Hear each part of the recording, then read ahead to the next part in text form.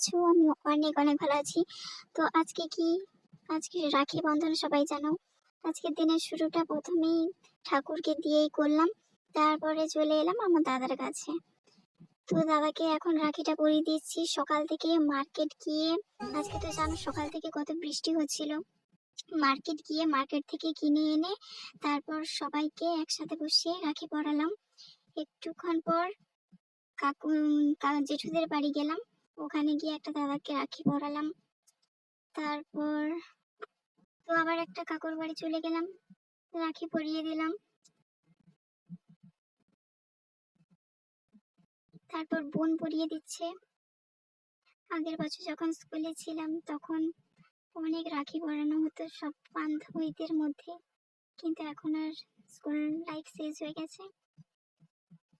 আবার একটা জেঠুর বাড়ি চলে গেলাম, বোন পরিয়ে দিচ্ছে।